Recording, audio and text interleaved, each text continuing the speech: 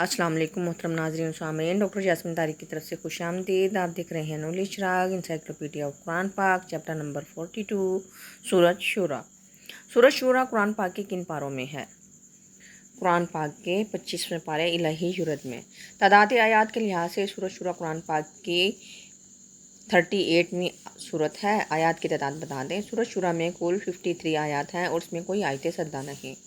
تعداد رکوعات کے لحاظ سے سورۃ شورا قرآن پاک کی 12ویں سورت ہے۔ اس میں کتنے رکوع ہیں؟ سورۃ شورا 5 رکوعات پر مشتمل ہے اور یہ قرآن پاک کی 6 منزل میں ہے۔ سورۃ شورا کا نام اس سورت کی کس آیت سے لیا گیا ہے؟ آیت نمبر 38 کے فقرے، یہ اس کی آیت ہے، بینہم سے۔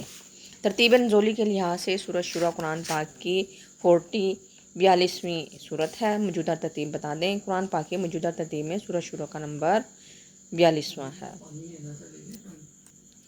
ترتیب نزولی کے لحاظ سے سورۃ شورا قرآن پاک کی 62ویں سورت ہے۔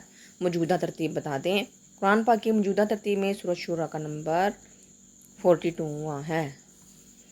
سورۃ شورا میں کل کتنے کلمات اور کتنے حروف ہیں؟ اس سورت میں 869 کلمات اور 3588 حروف ہیں۔ سورۃ شورا کی وجہ تسمیہ بیان کریں۔ سورۃ شورا مشورہ کو کہتے ہیں۔ اس سورت کی آیت نمبر 38 میں عاشورہ کا ذکر ہے، اسی وجہ سے اس سورت کا نام عاشورہ رکھا گیا ہے۔ سورۃ شورا حضرت صلی اللہ علیہ وسلم کی مکی زندگی کے وسطی دور میں نازل ہوئی۔ اس کا شان نزول کیا ہے؟ جب مسلمان مادی طور پر انتہائی کمزور تھے اور کافروں کا ظلم عروج پر تھا، توحید باری تعالیٰ اور نبوت محمدی مصطفیٰ صلی اللہ علیہ وآلہ وسلم کے دلائل سمجھانے کے لیے یہ سورت نازل ہوئی۔